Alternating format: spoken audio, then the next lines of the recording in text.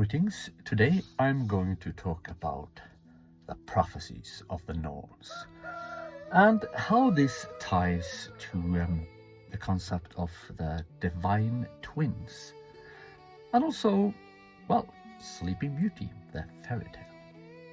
As you know, the Norns, Skuld, Verdandi and Urður are known to be prophets. That is, they can tell the future. When a child is born, they are the ones who decide the child's fate. Skuld is of course the future, Verdandi is the coming time, the present, and Urður is the past. Skuldur means guilt, the coming, what you are going to do in the future. Verdandi means coming, basically, and Urður means honor, the honor of the past. Your accumulated honor, you could say. The Norns are said to reside under the roots of the tree of life. But as I have explained in other videos, the tree of life is the placenta. And this is where we immediately enter the topic of the divine twins. Because the twin in mythology is also the placenta. Because when you are born, you don't come out alone. You come out connected to another thing, namely the placenta. And genetically speaking, this is your twin. This is you, in a sense. And of course, in order to be born, you have to cut the umbilical cord. And in mythological language, this is the moment when you show up and you cut the neck of the dragon. Because when you are in the womb, the placenta creates you. But once you leave the womb, it is a monster to you. It is a threat, and you have to kill it in order to survive. And therefore, the divine twin is always killed. And as I said, the Norns reside under the roots of the tree of life. But in reality, the Norns are the midwives of society. And what happened in the past was that when the midwives received the child and cut the umbilical cord, they also studied the placenta. If you go to a fairy tale like Sleeping Beauty, the Norns, that would be the fairies, they show up and they give gifts to the child. There are 7 in number, and after 6 of them have given their gifts, the uninvited fairy, that would be Death, by the way, shows up and curses the child. And because she's not invited, she gets her revenge by giving death to the child. The child will die, right? And then the 7th Norn midwife fairy shows up and tells us all, well, in fact, she's not going to die for real. She's just going to, well, sleep for 100 years. And after 100 years, the prince, that will be the ancestor, returns and brings her back to life. Which of course means that she will die, but she will actually reincarnate. Because sleep and death is basically the same. Now, this is all very mystical, isn't it? But in reality, it's not that mystical. What happened was that the midwives, the Norns, the fairies, they received the child from the womb of the mother. They cut the umbilical cord and then they studied the placenta. Because, interestingly, the placenta is your twin, your genetic twin. And the shape of the placenta, the weight of the placenta, the location of the umbilical cord, and all sorts of things can tell a wise woman who knows these things a lot about the child. And therefore, in reality, they're not really deciding the fate of the child as such. They are rather explaining what the twin can tell about the future of the child. So they are predicting certain things. And they can do that very accurately, or they could in the past before the Christians burned them alive as witches. But in any case, they knew very well exactly how to interpret these things. And therefore in Sleeping Beauty, for example, they can tell, oh, this will be a very beautiful child. This will be a very intelligent child. This will be a very graceful child. She will be able to dance perfectly. Her singing voice will be beautiful, and she will be very skilled with musical instruments. And then Death shows up and says, but she's gonna die at one point. And then the seventh fairy shows up and says, in fact, sure, but she's going to reincarnate anyway, so it doesn't really matter. And the curse from the Death Fairy is fairly precise. She says that the Sleeping Beauty is going to prick her finger and die. And the thing is that when a midwife studied the placenta, they would be able to tell, oh no, this person has a heart defect, for example. And therefore she's not going to live for very long. Sorry, she's going to die. Which of course is very unpopular news, but they could say that. They could tell. And therefore they were said to, decide the fate of the child.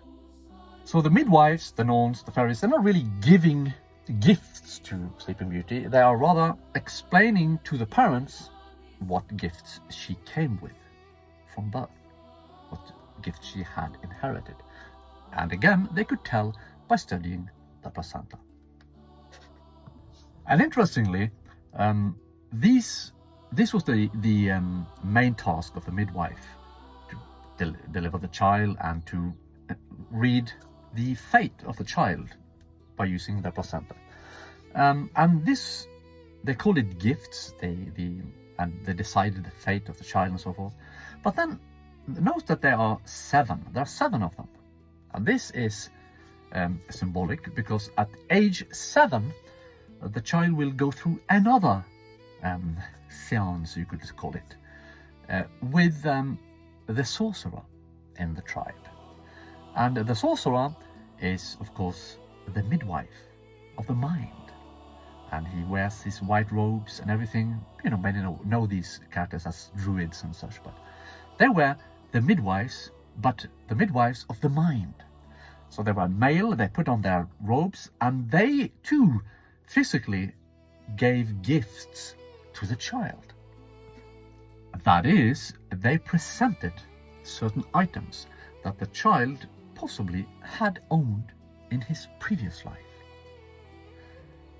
So, for example, they presented 2 swords, and if the child could identify the right sword to be his, that was a sign.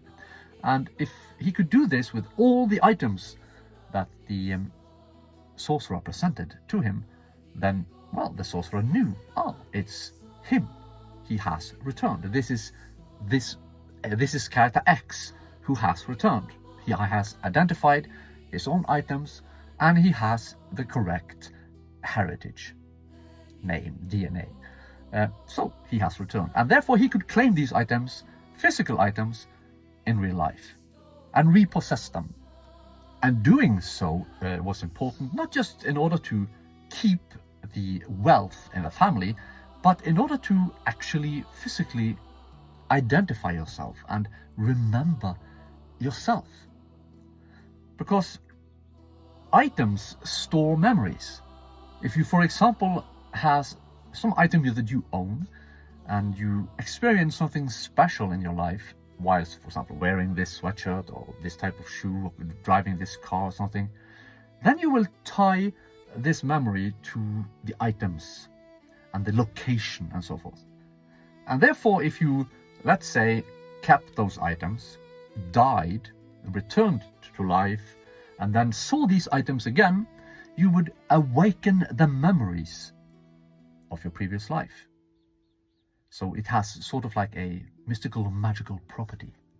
And I might add that all cultures where they buried people with items had this idea of reincarnation. And I think it's very sad to see how the scholars have such hold such extreme contempt for our ancestors that they think that, they could calculate the circumference of the earth, they could navigate the seas, they could build all sorts of structures, even the pyramids, right?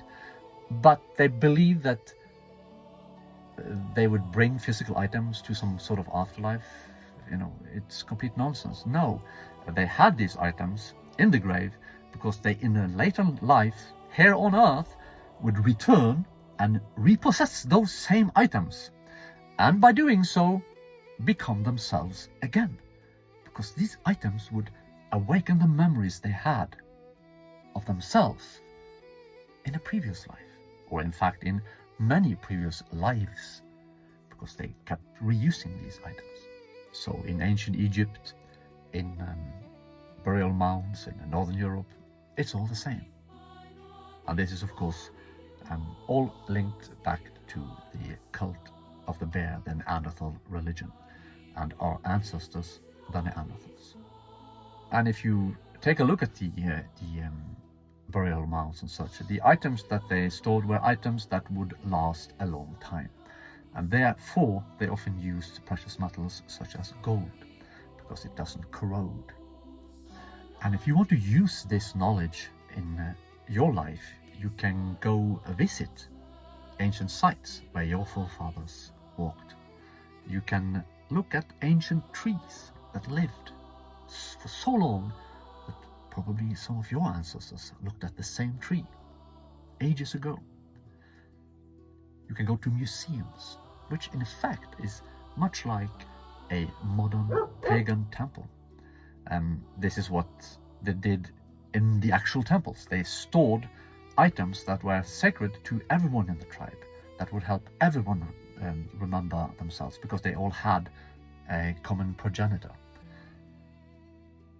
And they presented these items in the temples. And of course, before they had temples, you would have sorcerers, druids, who would keep hold of some of these communal possessions that they presented to everyone to help them remember themselves. So you can go to museums, look at the artifacts of your ancestors, and by doing so, you will help yourself become yourself again. And what is the purpose of that, you might ask? Well, to understand is to remember. Intelligence is boosted, triggered, you could say, by memory, by becoming yourself, by awakening memories in yourself. That is how you become complete.